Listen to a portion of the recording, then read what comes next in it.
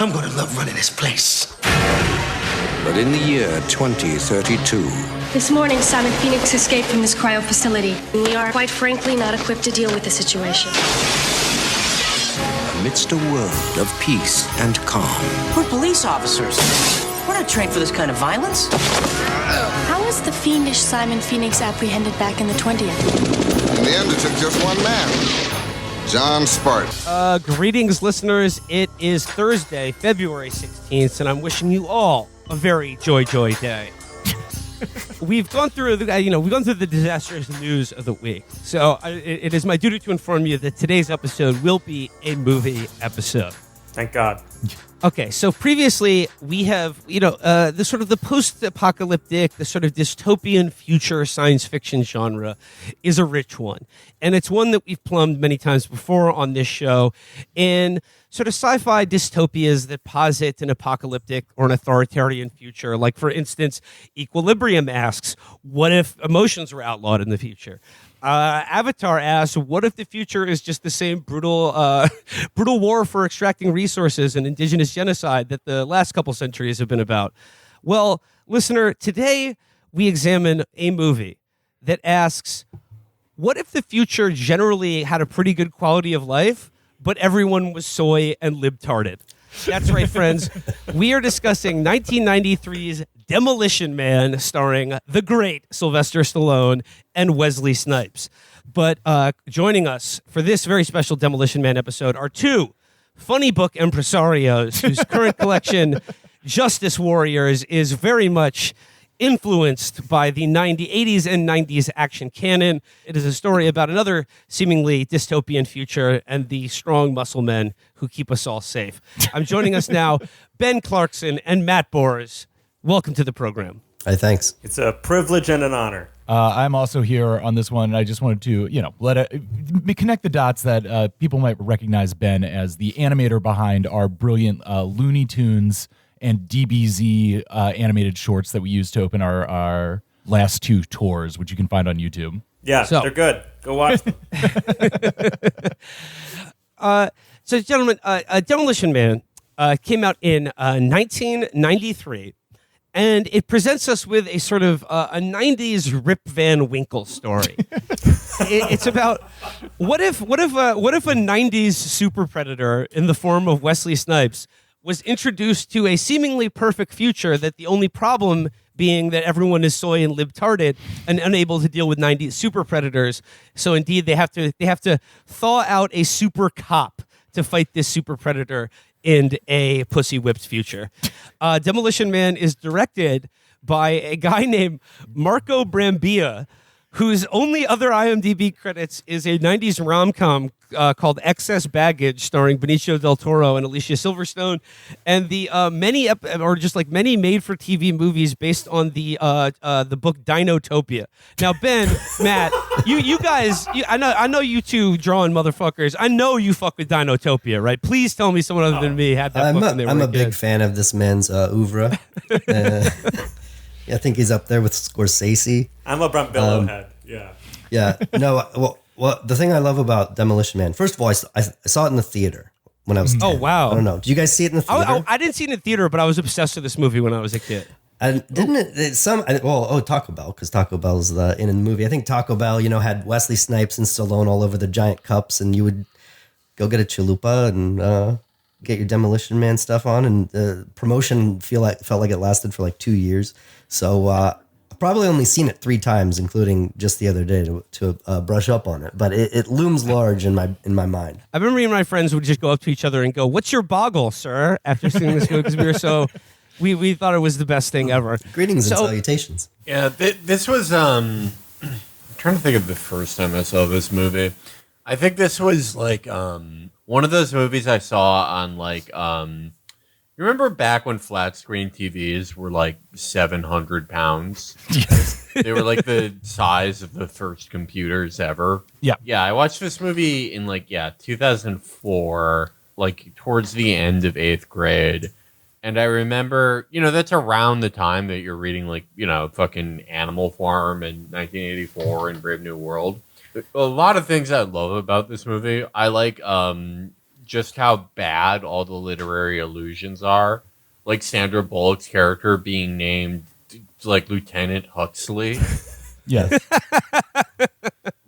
I like that it's like it's not sure which Orwell or Huxley story it's trying to make, like what point it's trying to make ultimately. Yeah. It's because it's not Brave New World. Like the point of Brave New World is it's sort of like the point of Metal Gear Solid 2, right? That like a deluge of information and pleasure is like a superior means to control the populace rather than like a just boot on the neck 1984 style thing.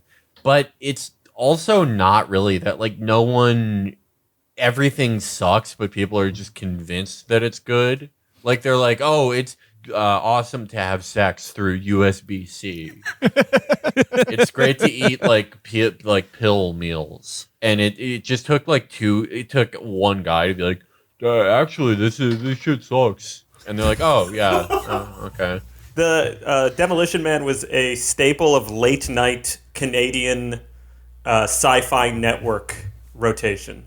So I've seen this movie probably 25 times, to be honest. It's a normal amount. Yeah. It is melted into my brain. Like, I put on caps lock when Will suggested this film to me. I was like, yes, I need Demolition Man. Let's talk about Demolition Man. I actually will mount a full-hearted defense of this film. Not from me. You don't need to defend it from me. I love this movie. And I think it's great. I think it's gotten better in retrospect. Yes. Because in the 90s when this came out, I was like, this is an enjoyable sort of reactionary fantasy about what if the future got even more liberal than it was in 1993. But I got to say, now living in a mere decade away from where the events of this movie take place, I got to say, Stallone and company, it's eerily prescient about how soy and libtarded our current reality is. We got self-driving cars, we got Zoom meetings, we've got just general, just running general... out of frickin' toilet paper. Well, okay, that is what's interesting to me about it, because there are like fundamental things to it where I do like kind of agree, right? Like, yeah, there are things. There's like a safetyism in modern American life that is like incredibly selective. Obviously that's very different than what this movie presents. Like, this movie kind of is, I guess, you remember when like the liberal response to defund the police was like, actually we should give them more funding and training. I think this is what they had in mind. Yes. Like the world of Demolition Man. This is a reformed LAPD, Yeah. Yeah.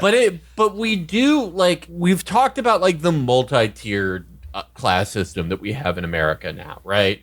Where it's like the lowest obviously is like the invisible person, like homeless people that everyone else just like who's even like an inch above them, like whether they're slightly invisible people, like the people who clean the shelves at CVS or Uber Eats drivers, or office workers, just walk by them, just try not to see them, just try to like put them out of their mind.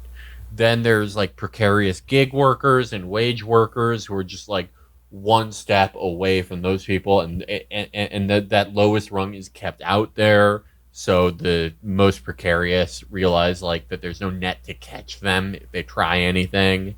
There's to put it in Substack writer terms, the in-group. The email jobs, whatever the fuck you want to call it. And like that's like kind of the group that the rules of Demolition Man apply to the most, except like I don't know, like we have like all the bad features of the Demolition Man world. Yeah. And none of the good ones. Exactly. Like crime, like America still has like an insanely high murder rate and just general mortality rate for preventable things like infant mortality. There is no safety standards for, as we're seeing, like industrial chemical transport. But you can no longer buy menthols. You can't buy vape flavors. The DEA plays whack-a-mole with every randomly selected drug that makes you feel like anything different from just blink and looking at your phone like everyone else. So I guess it's Demolition Man for everyone who earns more than $80,000 a year, and it's I don't know, The the scraps road are for the people who everyone. are on the ground. Yeah. The scraps. Well, When I watched it just this last week, I thought that the ideology of this future is basically like a combination of like an Instagram wellness influencer with like the type of like super online small bean type who likes to like cancel YA authors for having like queer orcs wrong, and then like tries to like get them to, and then like tries to get them to commit suicide for like and for doing writing wrong, and it's just like like those are people who like want to find you for words basically. Yeah. And I, you know what? A little tidbit that I actually liked with that. That's a great point because you can very much like extrapolate the ruling class of Demolition Man to like a type of person now who you kind of just articulated. I don't think they intended this because it would require like knowing a very specific cultural milieu like 35 years in the future. But the fact that like Taco Bell is the place that everyone eats, because there is like an archetypical annoying Twitter guy whose name is like the beer enjoyer, lunch eater. Like shots fired at Pot About List. Oh wait, that is no. Okay, Patrick. No, Patrick's actually funny. To edit that out. He's doing it ironically. He's doing it ironically. No, Patrick's doing it ironically. Patrick is actually incredibly funny, and all those ways are. But like, you know what I mean? Like a certain type of like former Bernie 2016 dead ender who now like anytime anyone posts like a news story or something, they're like, I'm having a beer, like this like fake non-caring attitude. And part of that milieu, and it kind of has been since I would say about 2008, is just like an exaggerated love of Taco Bell to show how like down to earth you are. Which I don't. They sort of like hit bullseye by accident there. I think it's interesting to compare. I think it's interesting to compare the sort of like PC dystopia that people imagined in the 90s to the one that we're currently, or the people currently imagine. And there's some interesting like contrasts, and there's some interesting like similarities between the two of them. But I gotta say, the thing that I was most struck by watching the movie this time is that like, I guess like the sort of like allegory or like ethical question that's being proposed in a sci-fi medium is that like, okay, because keep in mind, this movie opens in a futuristic Los Angeles of 1996 that is essentially like Lebanon in the 80s. It is a fucking war zone. The city is on fire. It's just like it's a version of what like conservatives think LA and New York are like right now. The opening shot is literally the Hollywood sign, just mega like an ongoing fire of the Hollywood sign. It doesn't burn down ever. Yeah, it just is on fire. It's like a menorah. The Hollywood sign stays burning. There's like an LAPD Chinook. Yes. so like that's like the present that we're currently living in, right? But okay, but then it like transposes 40 years into the future. And the idea is, what if there is a society free of violence, crime, disease, and poverty, but you can't get a goddamn cup of coffee-flavored coffee anywhere?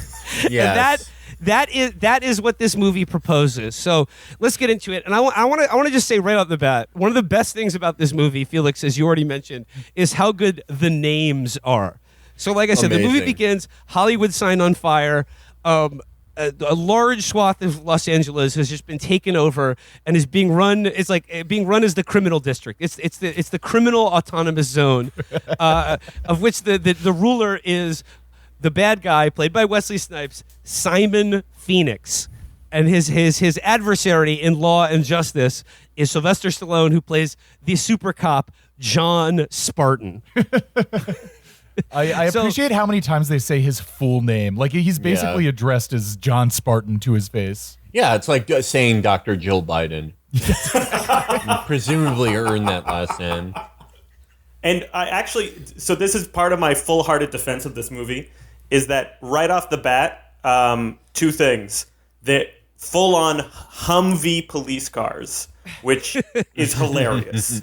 And then two, there's a great little sequence where Simon Phoenix is getting ready for John Spartan to arrive. and you see a shot of a table with a knife with a skull hilt. And then he grabs it, and he's just stabbing in his MC Hammer pants, stabbing gasoline cans, and gas is pouring on the floor, and then he puts the knife down next to a pack of Marlboros. This is great directing. Because you know you get so much information in just like 3 little shots. And then I was ready. I was like, yes, this could actually be good. So John Spartan is chinooked in to the crime autonomous zone. And Simon Phoenix has taken an entire bus full of civilians hostage. And John Spartan, the Demolition Man, is going to save them. But, Simon Phoenix, Ben, as you said, like he's spilled gas everywhere. He's got some cigs. And he blows everything up. The movie, the title promises you demolition. There's going to be a demolition. So they blow up this whole building. But Spartan he's arrested Simon Phoenix, and they're bringing them in, and they're like, "Oh, wait, there are bodies everywhere. Like Spartan, like you blew up all the hostages." And he's like, "Oh no, oops, not again." And so then the movie begins because he is sentenced as a okay. This is like my mind tripped over this hurdle in the movie. So this movie's supposed to take place in a apocalyptic 1996 Los Angeles, in which like the crime autonomous zone has taken over the city. John Spartan arrests the most dangerous criminal in the world, and in the process, 30 civilians lose their lives. I don't think he would be prosecuted by the city of Los Angeles. No. I really don't. I don't think he would be sent to the cryo prison. I think he'd be given a medal. But they're like, oops, well, you killed those people. It looks like you and the guy you arrested are getting frozen. That's right, in 1996, the cryo prison system. Cryo's been going strong. Totally deregulated industry. It works. It doesn't seem like a society that got rid of the death penalty and instituted wildly expensive cryo technology. Yeah, come on. They were obsessed with cryo at this time. Like that was the biggest fucking thing in the world in the 80s and 90s. Just the idea that like you could just freeze somebody for like 50 years. Whatever executive came up with that as a trope around this time, I hope they retired their jersey. And I do like it because this movie has a cameo by the dude who played Riggs and Murtaugh's stupid chief in Lethal Weapon. He's back, and he just shows up to go like, what does he say? He says, "Damn it, John, I'm tired of this Demolition Man shit. You ever try to remember a little thing called police procedure?" And then he's like, I got the bad. And they're like, "Oh, nope. You killed 30 people. You and Simon Phoenix, you're both getting frozen." So, and then we get a really good scene of like a really wet Sylvester Stallone. They put him in a tank and cover him with lube. Yeah, and he's then they like just writhing in a tub of Purell, like a fetish video from early COVID. I mean, this director, I have to give him props. The viscosity of the cryo goo is absolutely perfect. Marco Brambilla, or whatever his name is, a very successful Canadian video artist. Yeah, he does like museum video installations, and this is the one movie he directed. Yeah, they had like a giant piece at the Phi Center here in Montreal just this summer by him. Like he's gone on to be like a pretty big deal in like Canadian fine art video, and he once made a piece about which is like not a big deal at all. He made like the dumbest. He is the top one Canadian fine art videoist. And every party he goes to, people are like, "You made fucking Demolition Man." He made a piece which is just screen watching Counter-Strike players, which I thought Felix would appreciate. A 1.6 or CS:GO? 1.6. Yeah. Early CS:GO. Hey, it's like how I always say, CS:GO is always going to be there for you. So John Spartan and his criminal adversary, Simon Phoenix, are both sentenced to the California cryo penitentiary system to serve a term no less than 70 years. And once again, California leading the way, America's most progressive state. And I just like to imagine Kamala is the one dropping the little freezing bead into his goo container, and she's like, "Awesome! How good is this? You just Dude's you're got screaming to go. in agony for 70 years." Enjoy trying to remember your wife. Good luck finding your daughter. Then the movie picks up again in the year 2032. That is less than 10 years away from this current day, and we see the warden of the cryo prison is like going through his business, and he's talking to introduction to character, police officer Huxley, played by Sandra Bullock. And the first thing you notice about the future is that everything is clean, but everyone talks like a goddamn nerd. Everyone is chipper. They're just like they talk in this really like sort of stilted nerd like way. Have a peachy day, assimilating your information now, sir.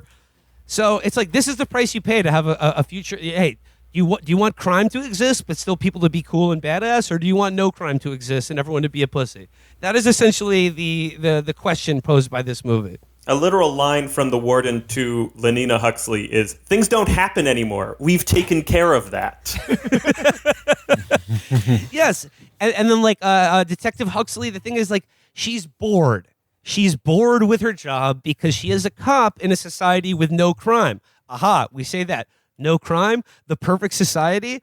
Oh, but the fissures in the edifice of this perfectly constructed utopia are beginning to show in the form of underground political street art being carried out by underground political leader Dennis Leary. And we talked about this. This is like, Dennis Leary will show up later in this movie, but this is the perfect role for Dennis Leary because, Matt, as you said, this is just, they're like, hey, could you do 30 seconds of your stand-up material? That's it. Yeah, the entire underground, they kind of abandon this plot. It gets kind of confusing, but the whole reason they're back is to wipe out the underground, right? The Dr. Cocteau or whatever. The Cocteau twins. Yeah. The future Los Angeles is ruled by the evil Cocteau twins. But their political ideology is Dennis Leary doing a 30-second like MTV commercial in 1992. They were just like, do that. We want to make a movie where an entire underground is basically run by you, and you're just you. And then you just say, I wish I could smoke cigarettes and drive a car and eat the reddest steak there is and get cancer and die. Dennis, do whatever you want. Just make sure it can get past corporate. Yes, he's leading the I'm an asshole rebellion against the nice future. He's like, freedom means the freedom to be an asshole, and no one in this future is an asshole. And so, but Will, you mentioned that there's the underground street art. The little bit of graffiti gets sprayed on the wall by this little machine. The graffiti literally says, "Life is hell," with an IZ. Signed, Edgar Friendly. Oh God, yeah, and like, and as Sandra Bullock said, this is like the worst incident of crime that they've had in 15 years. Oh, and the sign that was defaced says "Ethical Plaza." Tell me it doesn't exist. Tell me Ethical looking Plaza it up doesn't now. exist right now. I think someone has named it. Yeah, no, that is probably like one of the horribly depressing places I walk by every day. Current residence in La Brea. Ethical Plaza. So we get we're treated to a brief vision of what law enforcement is like in a crime-free future. We're introduced to the stupid chief in this film, played by Bob Gunton, who you may remember as the evil warden from Shawshank Redemption. He looks like a giant adult baby. He's bald as hell in this movie, and he's got like these very very bitch ass glasses on, and he's just sort of like. We've got to enforce the laws against being horny. This is a very important part about this movie is that it is illegal. You get fined for cursing, telling dirty jokes, being funny, and most importantly, being horny. You have to register with the state to be horny.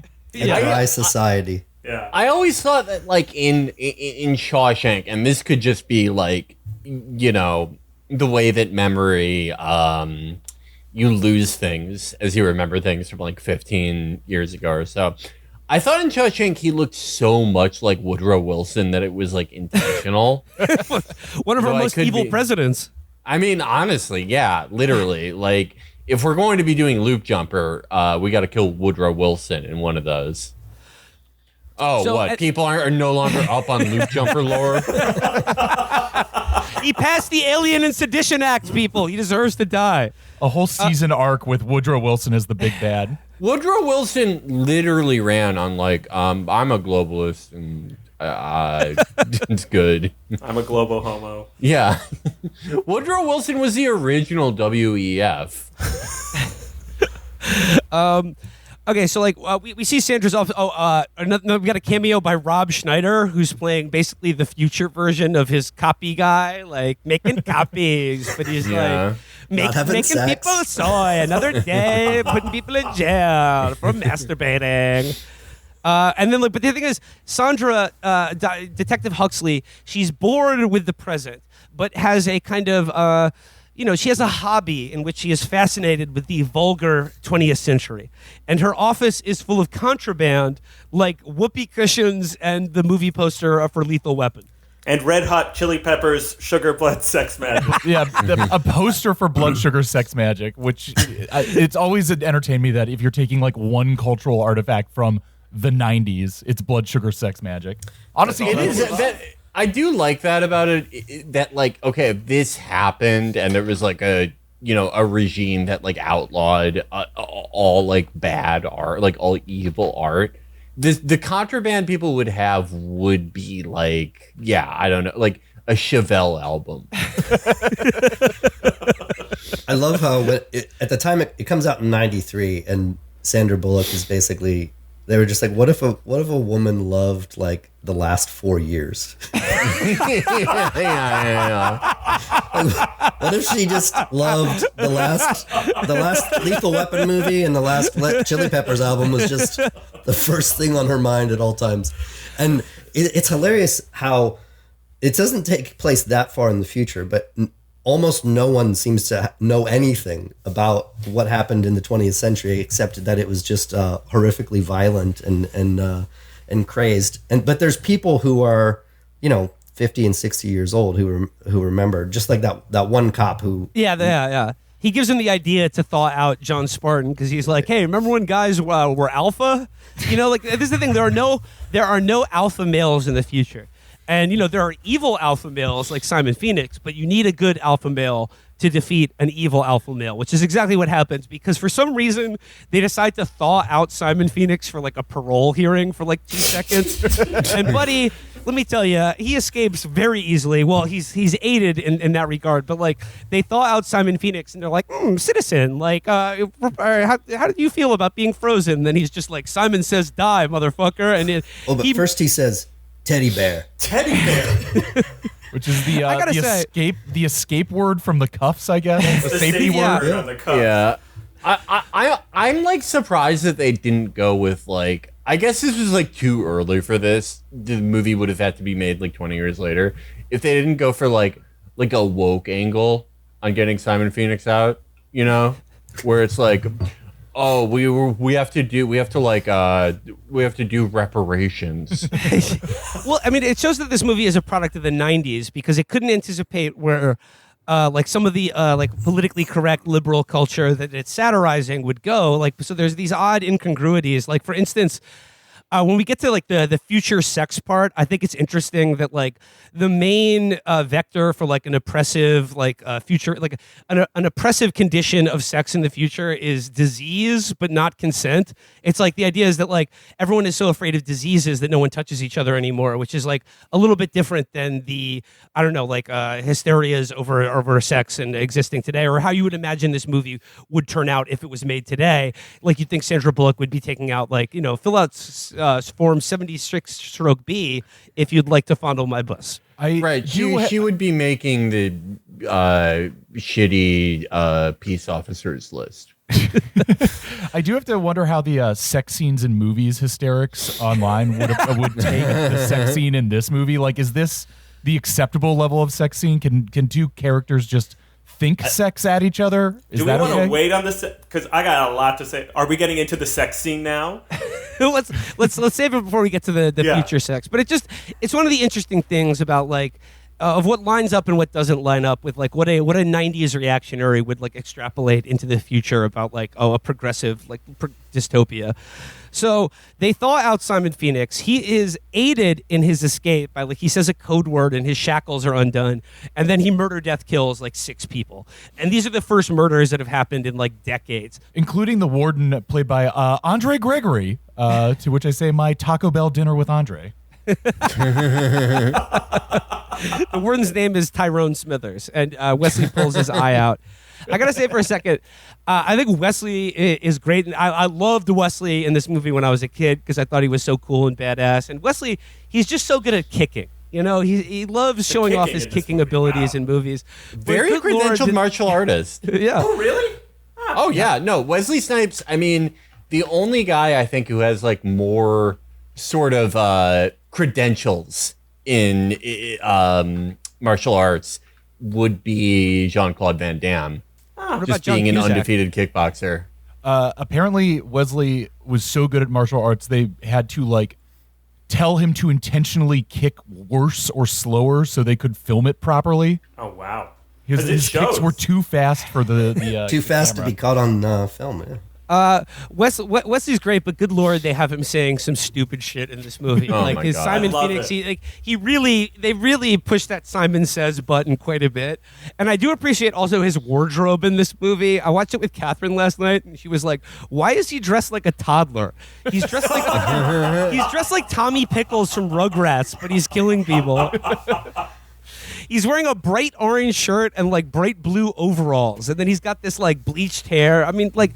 It's a look that really works for Simon Phoenix. I'll give him that. Yeah, he got into Michael Keaton's wardrobe from Beetlejuice for half of it. I didn't know that this was part of the lore until I went back and read about it. But Dennis Rodman's whole '90s look was straight out inspired by this. Oh wow! Oh, and check out Double Team, starring Jean-Claude Van Damme and Dennis Rodman. If you haven't seen that movie, that's another fantastic '90s action movie directed by the great Choi Hark. Okay, so back to Demolition Man.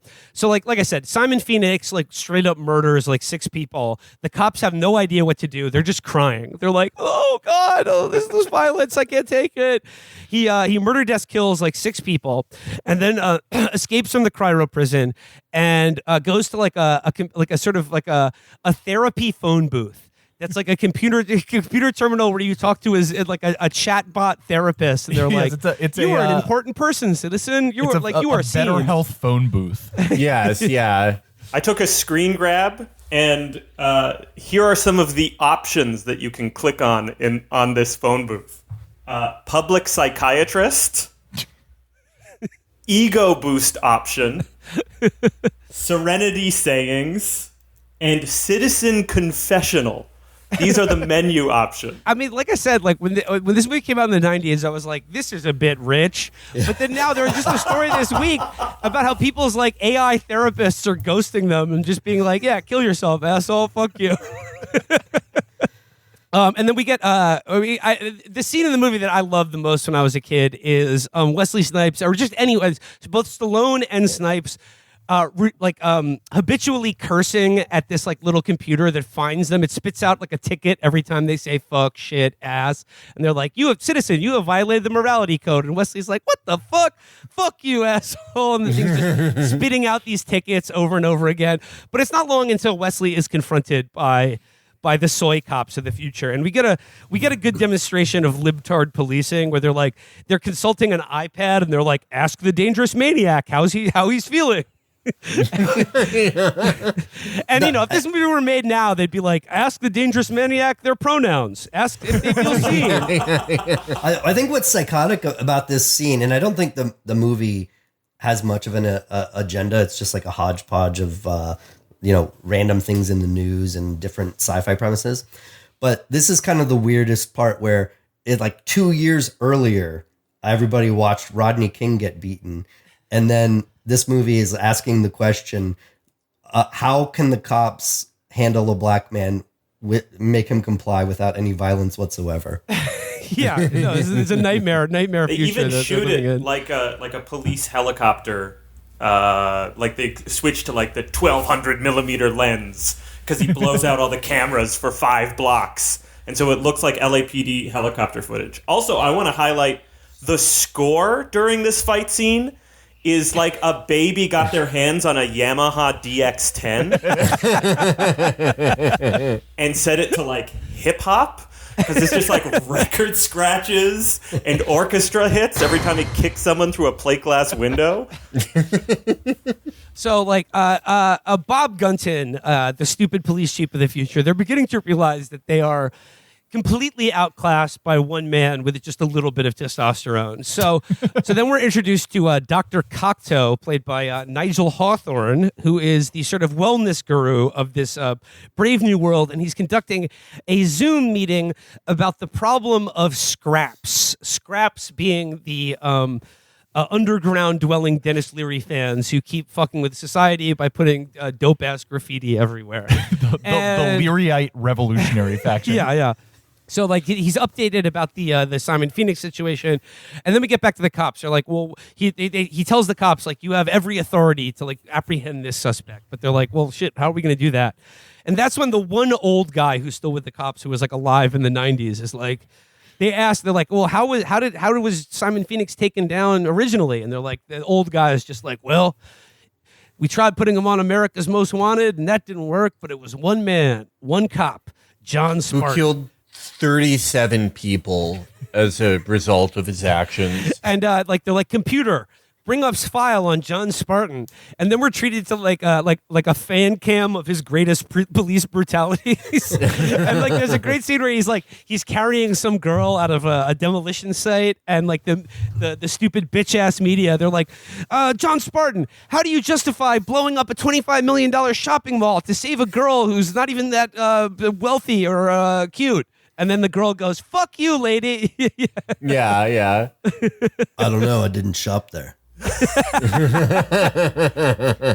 Isn't the beginning kind of like Cobra, but he's held accountable for his actions? Yeah. It was like, remember that movie you made a couple years ago? What if you were frozen afterwards? They should have. See, today it would all be part of the Cobra cinematic universe. Yeah. It's like Cobra 1, you see him in the present. Cobra 2, we're sending him to the future. So they realize Bob Gunton is like, he's not a cop, he's a muscle-bound grotesque. And, you know, like, I think there's a little bit of this movie that is like, this is sort of like in the vein of 90s action movies that were very much like influenced by the 80s action canon, but because it's the 90s, they began to gain a germ of like self-awareness and meta commentary on action movies. Like, you know, The Last Action Hero being probably like the most significant one. This isn't as meta as that, but I couldn't help but discern that there's a little bit of like Stallone commenting on his own career and critics in this movie, where there's like, you know, soy movie critics are like, oh, Stallone, his movies he's just a muscle-bound grotesque who's has brain damage and can barely talk. But what's Stallone saying in this movie? And I gotta say, he's right. The movies need muscle-bound grotesques with speech impediments. Yeah. That is what we like. That's what the people need to be kept safe or entertained. Are muscle-bound grotesques in movies. So you say all you want about niceness and understanding and meaningful social themes.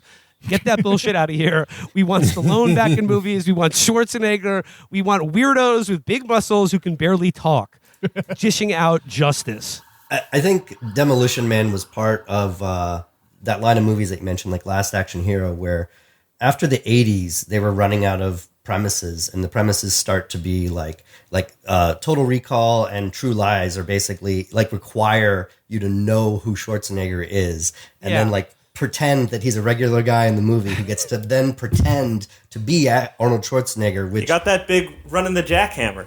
So Demolition, I think Demolition Man is asking the question, like, what if movies like this can't exist in the future, where through violence you can, you know, get the girl and kill the bad guy without repercussion, and like just smoke cigarettes and cuss freely. Yeah. What if 90s action? What if 80s and 90s action movies can't exist anymore? What if we run out of premises? What are we going to do? Which is sort of a Hays Code reference. Like, there was a time when you couldn't have movies like this.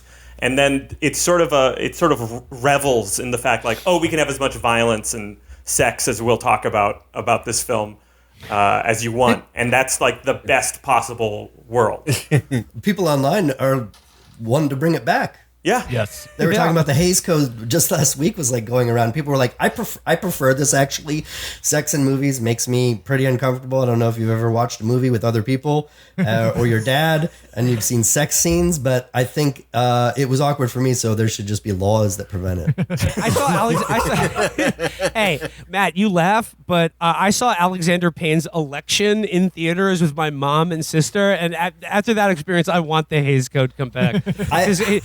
Friends, until you've seen a character on screen of which you were not prepared for or warned for, say, you wouldn't believe how fucking wet her pussy gets when you're sitting in between your mom and younger sister.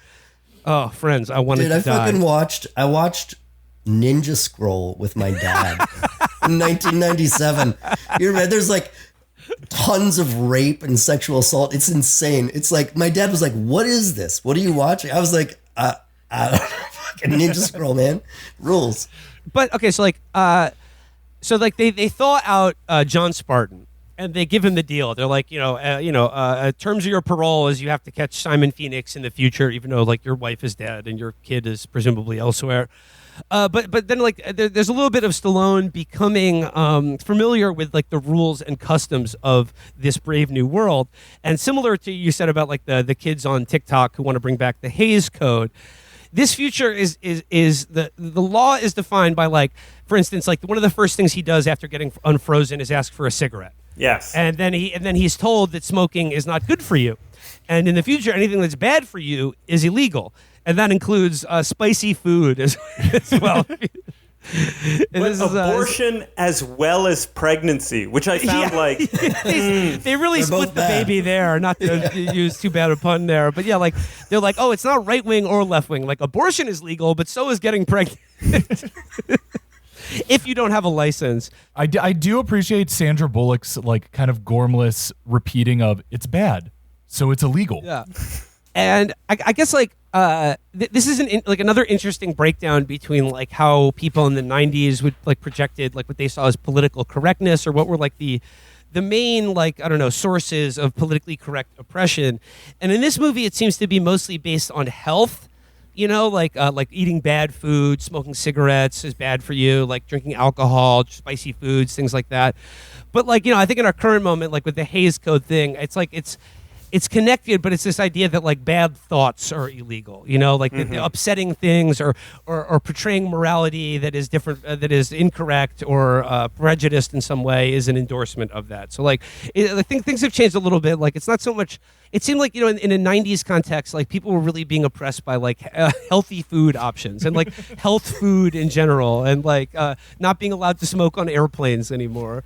Yeah, well, that's Dennis Leary's whole shtick. And I'm like, I don't know. I'm kind of glad that we got rid of smoking in every single public space. One of Leary's points in his screed is, I want to smoke a cigar the size of Cincinnati in a non-smoking section. And I know like Fight Club is sort of a parody, but it's funny to watch that movie again, which is like very much a 90s movie. And like Project Mayhem and like this nascent fascism in America, like what are they rebelling against? Like having IKEA furniture and shopping out of catalogs. Like the 90s are such an interesting end of history time. And this movie is a perfect document of that. So what I appreciate about this movie is that once it thaws out Stallone, like the plot just moves along incredibly fast. Oh, like there is they don't waste any time. Like, oh, who is this guy? Like, how does he fit into this world? No, like he's in uniform the next scene, and he's just accepted. Like, oh, it's 70 years in the future. The world I know is dead. But hey, I'm a cop again. But I can't curse and I can't take a shit because I don't know how the bathrooms work. So like this is another thing I was obsessed with as a kid with this movie: the 3 seashells. Yeah. And I think we're all asking ourselves a question: how do you wipe your ass in this future? Okay, round the table. What is our best 3 seashell theory? I'll go first. Each one is a progressively smoother sandpaper. I heard you were supposed to use 2 to clamp and pull out the shit, and then the third to scrape clean.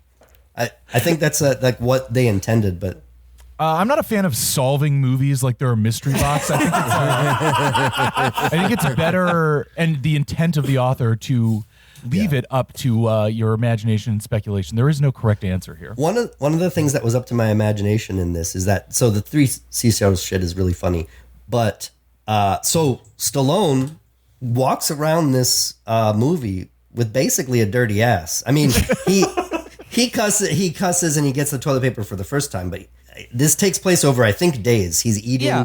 He's having bowel movements. Does this motherfucker have a dirty ass the whole time? Yes, Matt. I had the same idea. Like, he's coming out of the bathroom, going like, instead of toilet paper, they got these seashells here. Like, he's already done a phenomenal paint job in that bathroom, and he's walking around with soiled undergarments. And then they're like asking after the fact, and then like you said, then he curses into the machine and gets some TP. But like, come on, we all know, like he hasn't taken a shit in 70 years. He just demolished that bathroom. And then, like, you know, we've all been there. You know, you're dying for one, and you go in there, and then only after you've done your business do you realize that there's like a shred of TP hanging off a cardboard roll. This is part of my like over intellectualized defense of this movie. But the first thing he asks for when he's thawed out, Marlboro. He's reborn. It's his oral phase, right? And then after the oral phase is the anal phase, where you're taught where to shit, how to shit. You have to retain your shit. And then he can't swear. The swearing is like his verbal diarrhea. So like he's being acclimatized. He's being taught. He's being socialized. The whole film is about his socialization to this world. It's sort of an analogy of being born into the world of rules that we have. So then he has his little anal phase moment where he has to like barf profanities so he can wipe his ass. Civilization and its discontents should be the alternate title to Demolition Man. So Stallone is like, okay, how are we going to catch Simon Phoenix? Well, if I know him, I know he's only after one thing and one thing only, and that's guns, guns, guns. He's looking to get strapped up. But in this future, the only place that guns exist are in a museum. And then we see Simon Phoenix, and he's walking into a museum, swagged out, and they're like, "You're now entering the Hall of Violence. This is our History of the 20th Century exhibit." The greatest font, the Hall of Violence. The diagonal font, yeah. And you know, so and then Sandra Bullock, John Spartan, and Benjamin Bratt is also in this movie. He's Sandra Bullock's partner.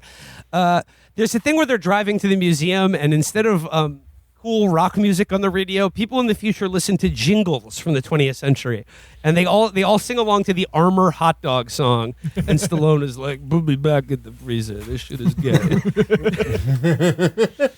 I will say that in my first viewing of this movie, you know, I did feel like some pride in smoking Marlboros. I did feel like, you know, as a boy of 14, smoking, honestly, probably the worst economic deal for any cigarette at any time because they burn too fucking fast. I was like, yeah, I would be on the side of Dennis Leary in this world. So then, like, we're treated to a shootout between Simon Phoenix and John Spartan in a museum. We get my favorite line, "What seems to be your boggle?" before he throws another guy through a plate glass window. Simon says bleed at one point. He gets a futuristic like magnet gun as well. Before he literally points it at Stallone and says, "Brave New World." So they have a shootout in the museum. Simon gets strapped up with all the historical museum pieces. He's got an arquebus. But on his way out from the museum, Simon runs into Dr. Cocteau and his assistant, who is played by the gay guy from Beetlejuice. But for some strange reason, Simon Phoenix, the most murder, death, kill happy man on the planet, cannot seem to pull the trigger on Dr. Cocteau. And here it is where it is revealed that the evil wellness guru was in fact the one who freed Simon Phoenix from his icy Borstal and programmed him to kill Dennis Leary, a.k.a. Ron Smiley. Ron Friendly, leader of the Scrap Edgar Resistance. Who at this point I don't even know if we saw him on screen like for a minute. He's looking through like a weird periscope, and he's like, "I gotta get the food." It's such a waste of a character and a subplot, because it's like the contrivance of why they're there is this underground resistance and Edgar Friendly, and it's just they just do away with it at some point. And they're like, nah, it doesn't matter. A leader of the underground resistance, Edgar Friendly Stranger. He's like, Dr. Cocteau, I'm going to wake these people up. The citizens are going to know that you can sit on your hand long enough until you jack off and it feels like another person tugging your dick.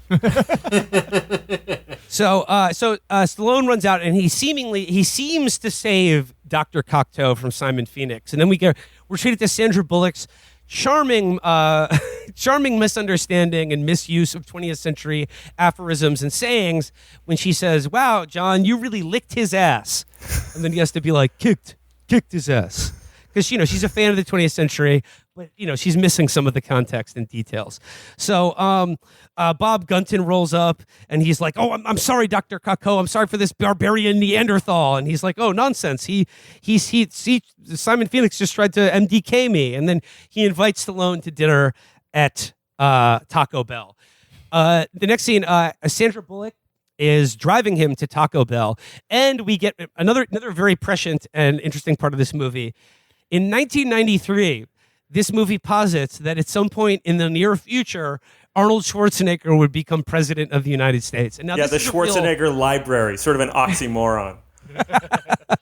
But in this movie, they said Arnold was so popular that public support for him was so great that our Constitution was amended so that he could become president. And I'm just thinking, this is the future we could have had. Like this is what was taken from us. Like, if thawing Simon Phoenix out is a small price to pay for fucking amending our stupid Constitution so Schwarzenegger can become president at some point. I am interested in the sort of intra-action star politics of Stallone basically saying that, like, if Schwarzenegger became president, he would be the head of, like, a libtard imperium, basically. Yeah. That is a very interesting implication there. Well, I mean, I don't know if you guys saw this. I read this last week, but did you guys hear the story about how Schwarzenegger basically conned Stallone into starring in Stop or My Mom Will Shoot? One of the just going to bring this up. Famous disasters of all time. So, like, it's a rivalry, but it's a pretty one-sided rivalry between Arnold and Stallone. Arnold is one of the most ruthless and clever guys on the planet. Oh, yeah. So, like, apparently Stallone got the screenplay for Stop or My Mom Will Shoot and was like, "This is one of the worst things I've ever read. Let's see if I can get Stallone's dumbass to star in this movie." So he basically calls his agent and, like, contrives to, like, plant a story in the Hollywood press that, like, Arnold is very interested in this script and is asking for, like, this big number.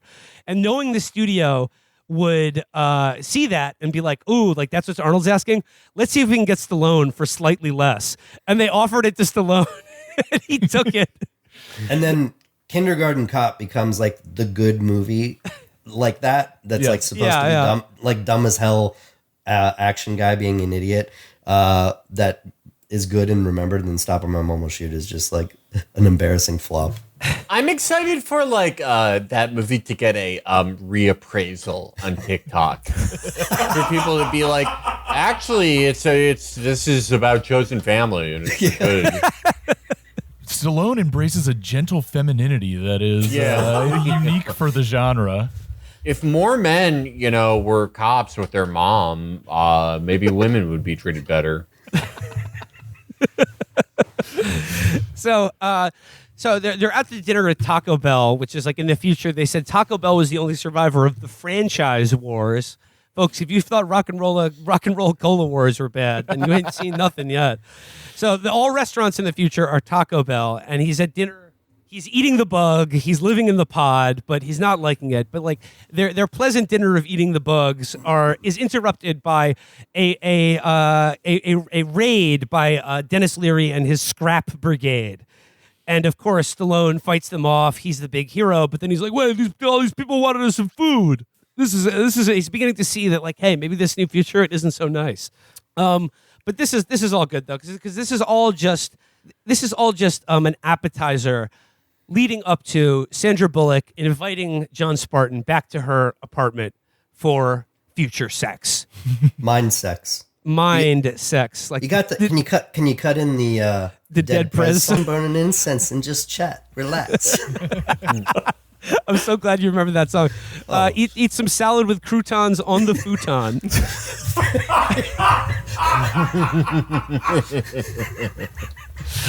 So we're about to see what, cause like this is a future in which physical contact is discouraged, and like they've already shown that instead of like giving a high five or like patting someone on the ass, you have to sort of like go for the high five and then both just stop about an inch before contact and just do a little wax on, wax off. It's incredibly soy. It's awful. He's like, I want to do I'm talking about the horizontal mambo. Okay. I love this about Stallone because, okay, like, so Sandra Bullock is like, she's like, John Spartan, like, there's a well-documented connection between sex and violence. And, like, today's events have left me a bit randy. So I'm wondering, would you have would you like to have sex? And then, okay, in a classic Stallone line that reveals him being low-key sus as fuck, he goes, with you? And this is exactly like, do you remember in Rambo 2?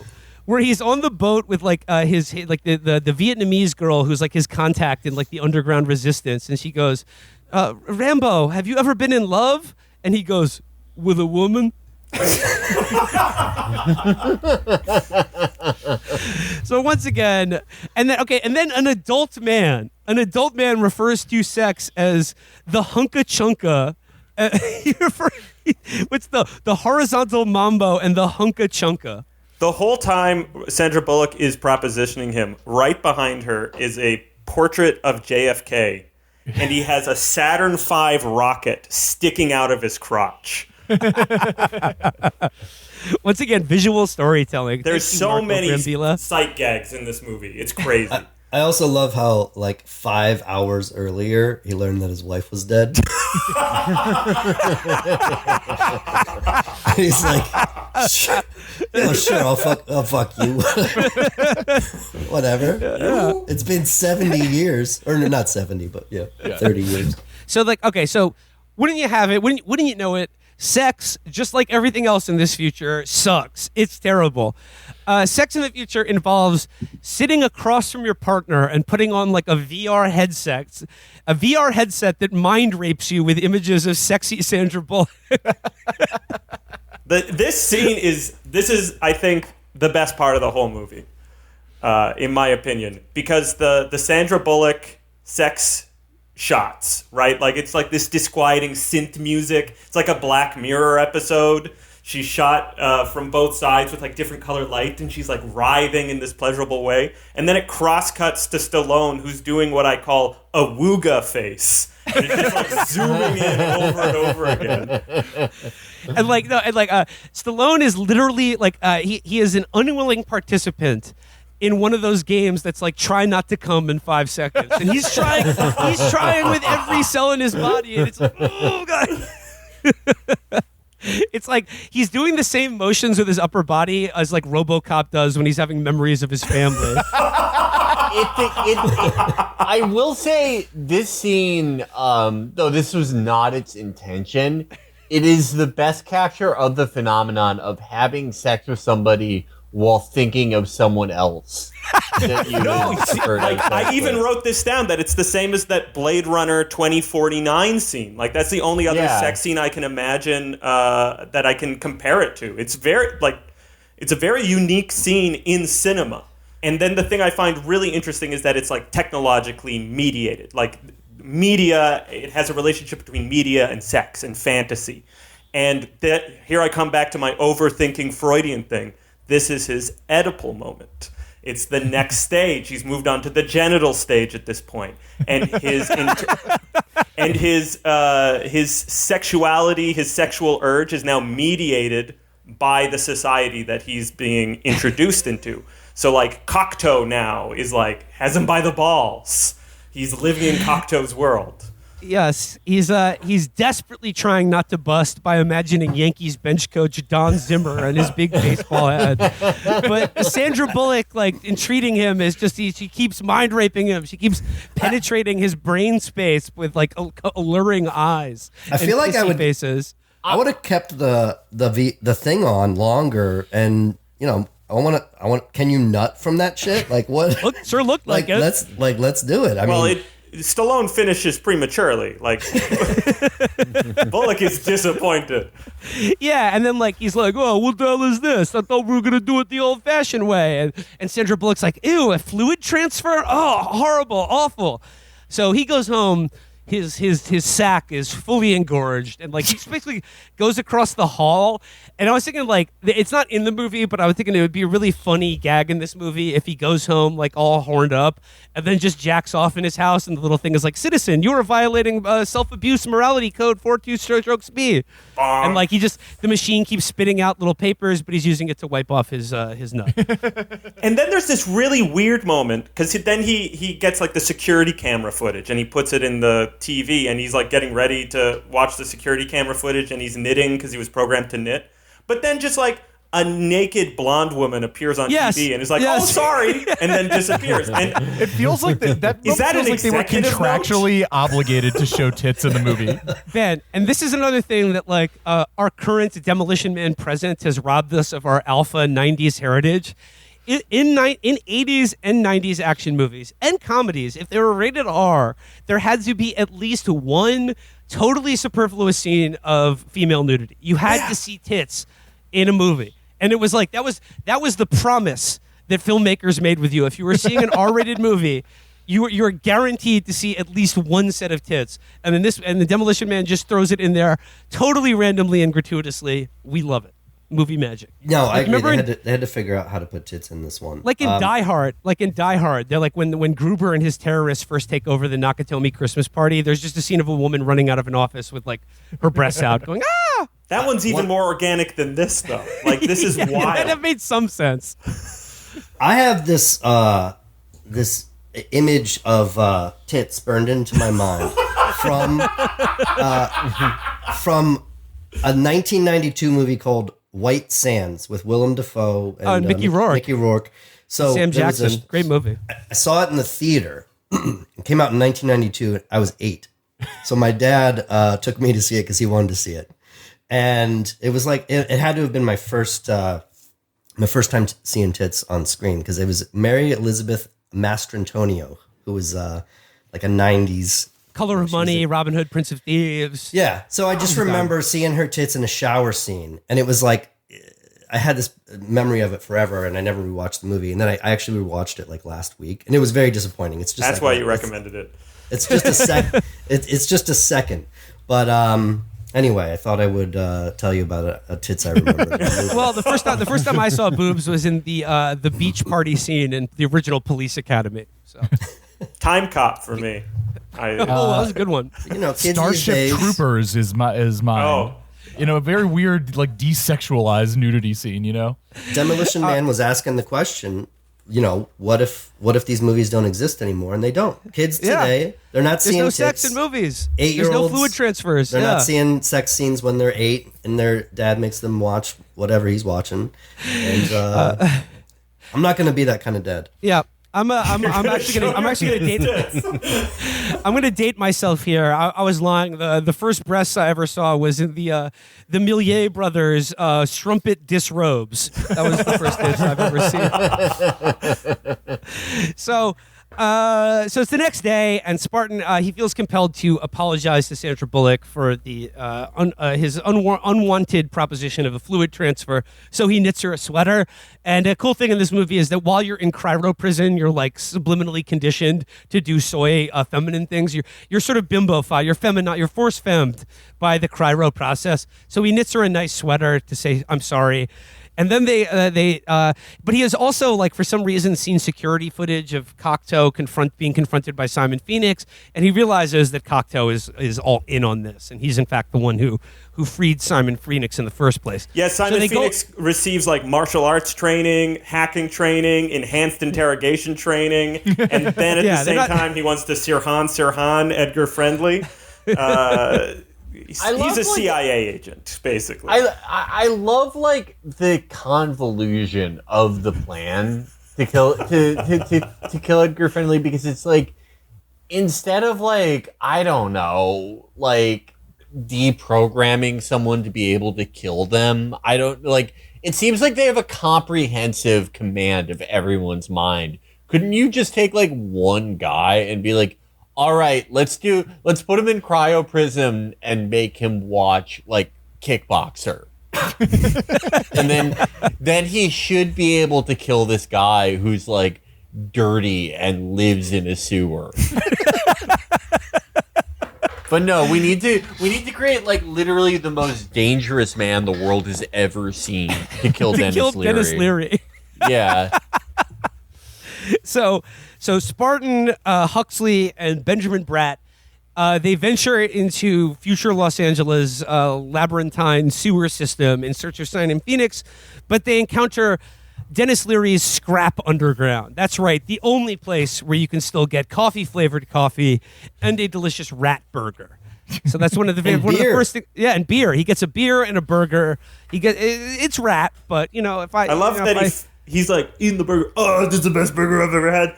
And then she's like, oh, c'est rata. And then he's like, oh yeah? And he keeps eating it. Yeah. And then the next shot, he's finishing it up. He's licking his fingers. Like, that was disgusting. I mean, he's been eating bugs, you know? He's been eating soy and bugs. So a rat would be pretty good if that's what you got. So, like, while they're doing this, like, Simon Phoenix has already thawed out a collection of 90s alpha males who have also been put in freezer prison by John Spartan. And like they go to attack them. There's a fight in the underground city. One of Spartan's gang, by the way, played by the great Jesse Ventura. You got Jesse the Body in a movie. You're laughing. Here's where I learned that this movie could have been definitely 25% more coherent, but they cut a ton of shit out. So all these cons, they just sort of disappear from the movie. They encounter like two more of them later, and Huxley kills one. But I guess Stallone had a big showdown with Ventura on the screen at some point and fights him and kills him. They cut that. And at this part, the subplot of Stallone, or whatever his name is, Spartan, having a daughter is actually... they answer the question by showing that she's a scrap, and she's like, hey, what's up? So he finds his daughter hanging out with these folks. They cut that from the movie. So then you're like, is he trying to have mind sex with his daughter? It gets confused. You're like, they bring it up, and then he never tries to find his daughter. So I feel like the raw cut. We need a director's cut. Marco Brambilla cut. Release the Brambilla cut of Demolition Man. Yeah. And then in their encounter with Leary, we get like the only bit of character work he does when he's not like looking dirty and being like, I hate the future, is like, as you said, Matt, he does about 30 seconds of like PG-13 Dennis Leary material where he's like, I'm a big believer in freedom of choice, man. Yeah, that's right. The freedom of choice.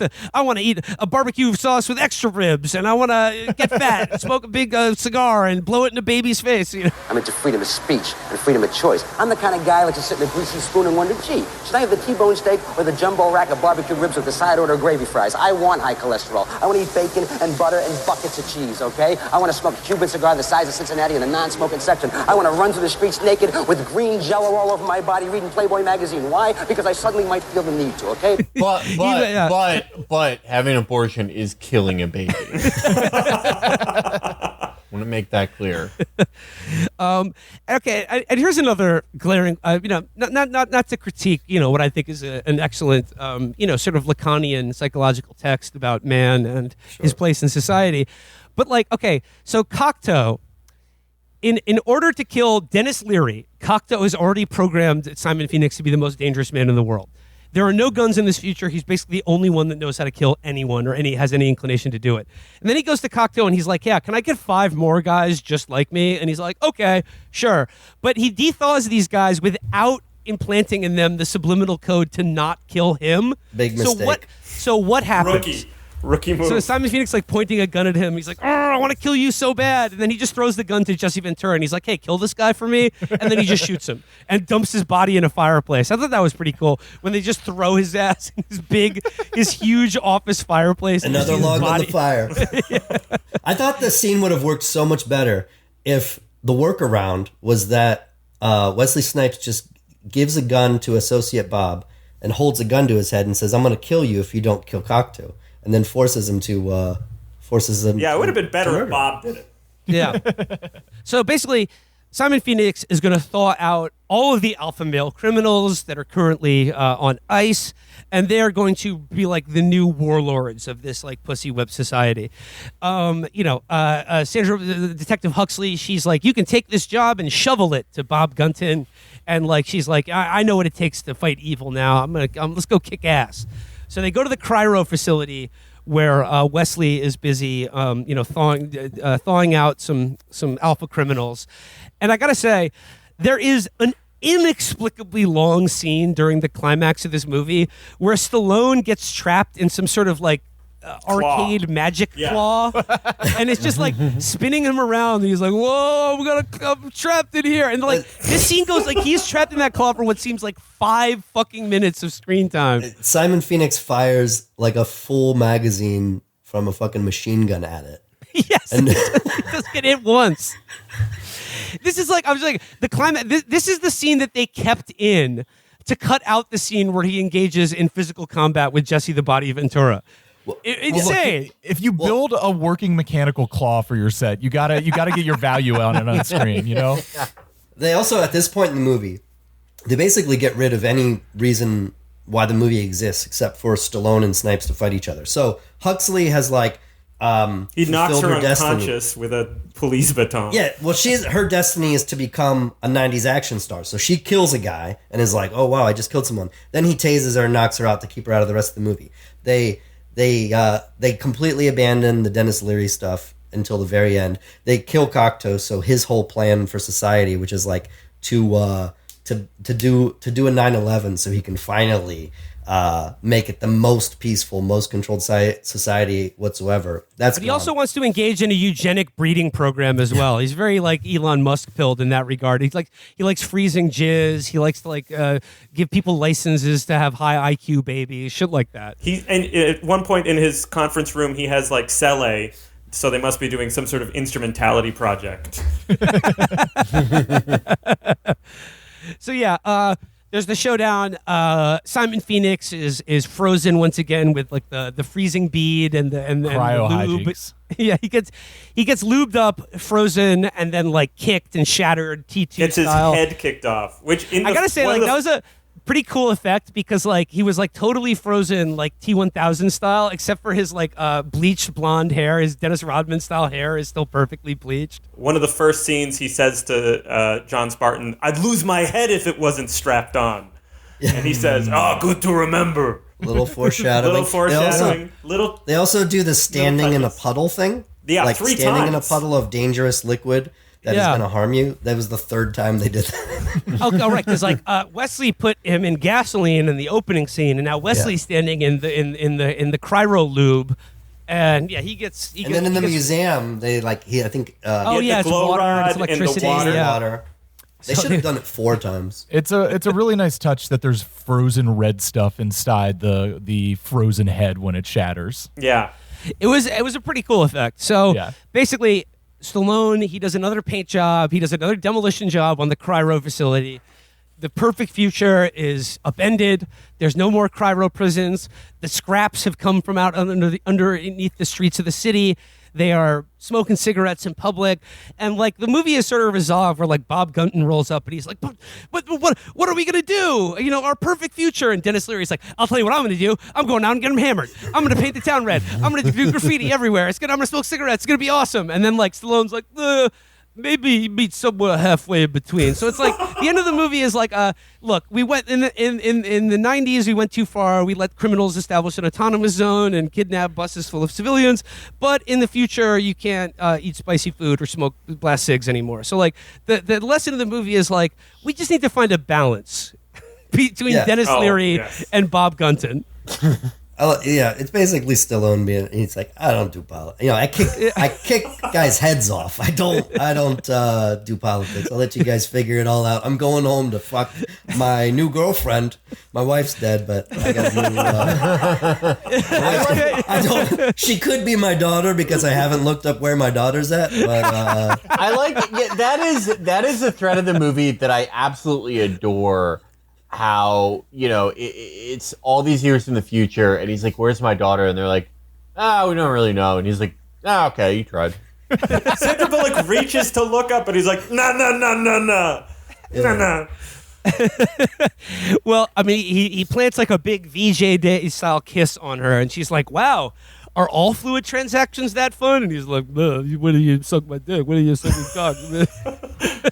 I mean, yeah, that is sort of that it ends on a positive message, and that message is like, if you lose your daughter, and by lose I mean like don't really like look for her or like care, you can just like there's a 23-year-old out there, you can make a couple new ones with her. Well, I'm going with the director's cut, which is he talks to his daughter at the end when she's with the scraps. She's one of them. She's like the woman standing next to Dennis Leary. Also, we neglected to mention that there's one of the cops goes Antifa. Yes, he joins Chaz. Yeah. Benjamin Bratt. He's like he abolishes himself. He sees the fucking muscle car and the cigarettes and the rat burgers, and is just like, I'm never going home.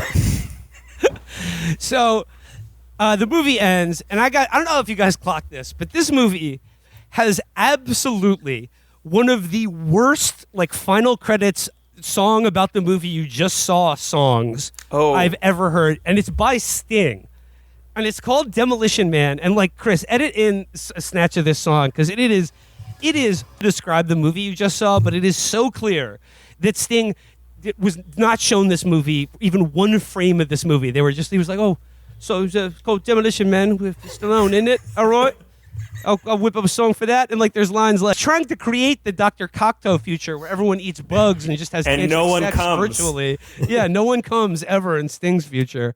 I do have to point out that I believe Demolition Man is the Police song from 1981 that this movie is, I believe. Oh, really? Isn't it a Grace Jones song? It might be a Grace Jones. I like Will's idea that Sting was hired sight unseen to write a song for the closing credits. I think that instead of the Sting song, they should have just run commercials, the jingles. Yes, yeah, that would have been obvious. Don't make me make the movie better. That director's cut. Oh my God! Whoever's listening to this episode out there in Radioland, hire Matt and I to make Demolition Man the remake 2. Or Demolition Man 2. We are accepting. I'm glad you brought up the possibility of a remake, because if there is IP out there that is a property that is begging to be remade in today's today's anti-woke cultural climate, it is Demolition Man, and I have the perfect hook for the Demolition Man remake. Okay, so hear me out. So it's a future in which all toxic masculinity has been drained out of society.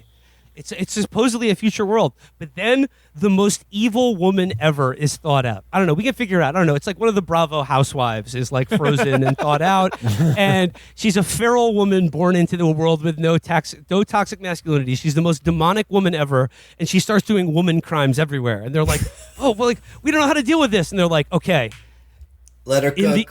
In the early 21st century, the government launched something called Project Top G. Let's thaw him out. And they bring out Andrew Tate, and they're like, you were the best bitch breaker of the 21st century, and we've got one last job for you, sir. Convicted for human trafficking, sentenced to 40 years in cryo. They take him out of a Romanian freezer, and they're like, we need you to traffic one last woman, Andrew. We'll give you one of your cars back. Also, the movie predicts pretty clearly Teslas, because one of the electric cars even just spontaneously explodes. And Stallone calls it a Mickey Mouse piece of shit before it drives off the road. And it's obviously just like fiberglass strapped to a wildly unsafe metal frame. So yeah, so that is Demolition Man, gentlemen. Any closing thoughts on this '90s masterpiece? All I can say is just I totally agree with you. There's no movie more primed for a remake in today's world, and I do love your idea of like having Jen Shah take over the Simon Phoenix role, and yes. it ends with like it'll be like a lady cop who gets seduced by like the top G lifestyle. I don't think you can. We're too divided these days, boys. In the 90s, we could enjoy things, but I think the culture war. You can't do a satire like this anymore. It's just it's too close to home. Like the people we were talking about they're gonna cancel it. It's you got to get it in at least before they reintroduce the Hayes Act. Well, and I think that's really funny about the movie too, because if you think about it structurally, it's a Western, right? It's like a small town with no crime, the homesteaders, and they're not equipped for this. And then the outlaw rides into town with like, oh, we need like John Wayne. We need like a real lawman to come in. Yeah. We need the Kurosawa boys to come in here and help us out. And so, as you guys have mentioned a lot on the show, is that when the frontier, like it's literally LA, it's at the edge of the frontier. When the frontier dries up, the only thing left is culture war. And so it really predicts that. It really gets into that because the film is just culture war nonstop. It's culture war played for laughs, which is why it's really alarming how on the nose it hits everything and how depressing it is that nothing has moved on from it. When I was watching it, I was just imagining like a movie like that being released today and the deranged level of discourse around it. Like before you would even see a movie in the theaters now, you're like, oh, like, conservatives are like getting Demolition Man tattoos and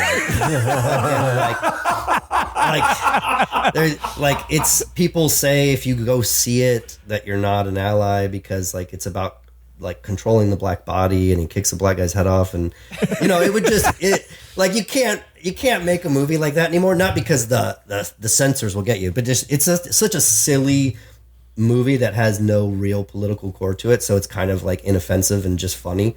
And if that movie were somehow just released today, it would just, the discussion around it would be the most insane thing you've ever seen. Okay, I think I have a little bit of I don't know, a compromise for you.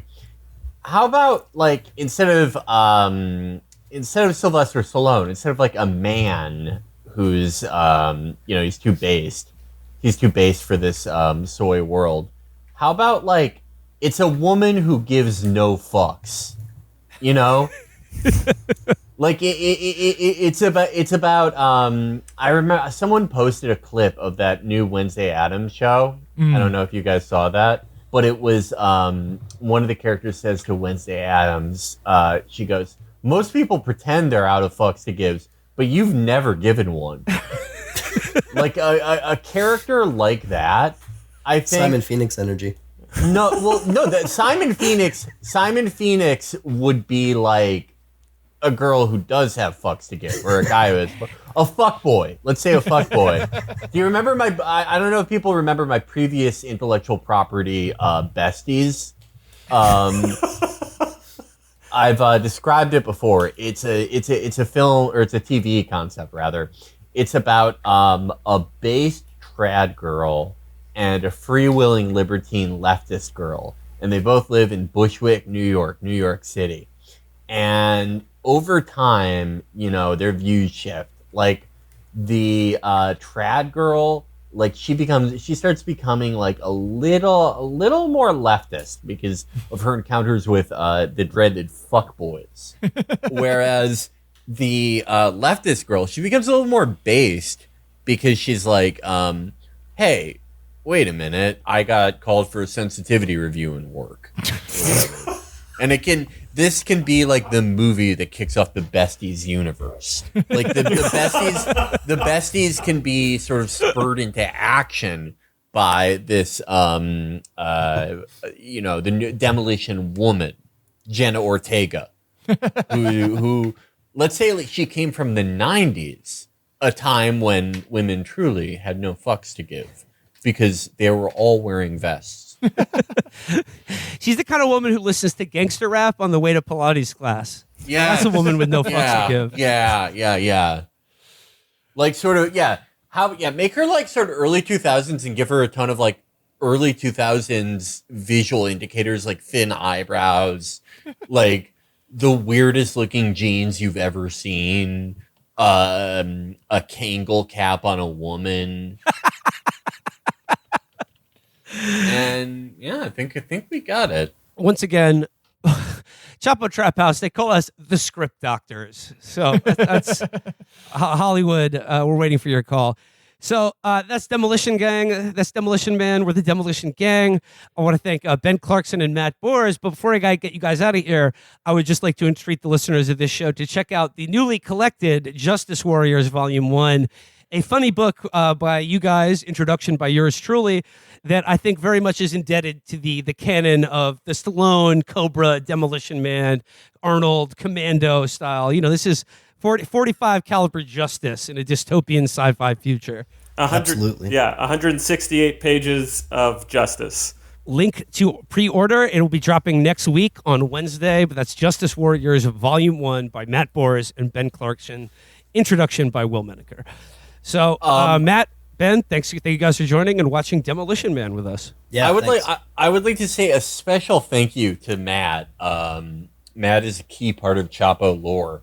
Matt invited us the first time we had ever arrived as a unit, as a show, to our first ever media event, which was around the 2016 Democratic Convention in Philadelphia. You invited us to a NIB event, and that was the first time where it was like, all right, it's kind of embarrassing we get invited like a package deal rather than as individuals, but that's just how it's going to be.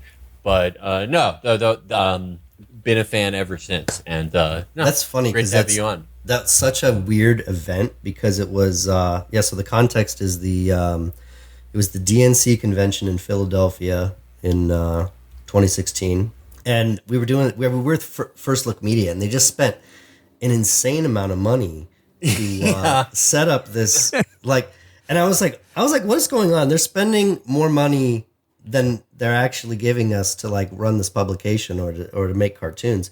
But there was, I figured it out. There was like, they were like flying in like people they do podcasts with so they could take photos of themselves at like an event. But yeah, you guys were in the city, so I was like, why don't you come over? I have an event I can invite people to now.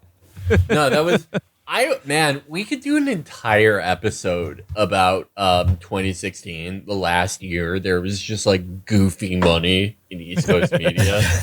Yeah. I feel like it's like a little too inside baseball for the audience, but it is. I do have some legitimately hilarious stories as a freelancer at that time. I am I don't know. I love media history, so. Well, I went through that whole web money era. Like I worked at Medium in like 2013 to 2015, and then First Look at like 2016 to 2019, and that like all that like when First Look laid us off, I was like, it's over. Like I'm never getting another media job again. And I don't really want one, but I'm definitely not getting one anyway. Is that where you got your show from? The Augenblick stuff? Yeah. Oh yeah. Dude, First Look was like, it was the like East Coast media quasi news site equivalent of like when they try to make Meta Ian in Entourage. It was like 20 times over budget. They never knew what they were doing. It just everyone was coming and leaving. It was such a weird project. Oh man, I worked there. You know, I got stories, but I don't know if they violate the papers I've signed. See if they do, because like I don't know. Okay, listeners, I'm dead serious about this. I really want to do a retrospective on the years 2015 through 2017 on East Coast media because it is so interesting to me. And I don't know. I mean, I've told people about like what genius was paying me to spend 10 minutes to annotate a John Chait article. to just, they had this thing called News Genius where I would just go into a John Chait article and write, like, you're bald. They paid me like thousands of dollars. I've got some good stories from the pivot to video era too. Like when I showed up for my job at Mike.com one day and every member of the staff had matching custom made Air Jordans on their desks, black Air Jordans. That's like what Corey Stoll's character does for his firm on Billions. I know. Okay. Please sound off in the comments if you want, like me, Chris, like Matt. I think there are some other people who are around at this time who can talk about what an insane time this was. If you care about media bullshit enough for me to do this episode, I will do it because I do love talking about it. It is like really, and I didn't sign any NDAs. Okay, well, I can talk about it enough. It's fine. I don't know if anyone even cares. I will say I have nothing but good things to say about Vineet Bihara, the owner of Cafe. I'm not kidding. He, I worked for a lot of goofy people at the time, but Vineet was the only guy where it was like, hey, we're going to write a fucking fake pundit who's a foot fetishist and sexually harasses like Dana Bash on Twitter. And he was like, okay. All right, we should wrap this up because I got to get this edited now in time for a belated Valentine's dinner. Yeah, sound off in the comments if you want to hear the media episode. You're not having a fluid transfer, are you, Chris? Well, we'll see. Depends how nice the steak is tonight. All right, that does it for Demolition Man. Once again, thanks to Matt Bors and Ben Clarkson. Justice Warriors Volume 1 in stores next week. Cheers, guys. Nice. Bye, Thanks, guys. Bye-bye. Be well.